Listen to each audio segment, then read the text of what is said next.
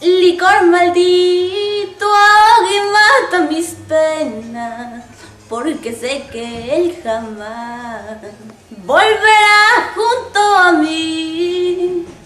Este amor que hoy yo siento atormenta mis pensamientos. Eres tú mi consuelo, solo tú me harás olvidar. Eres tú mi consuelo, solo tú me harás olvidar. Qué bueno, ¿eh? Es el lema que está pegando a veces. Sí, exactamente. Qué bueno.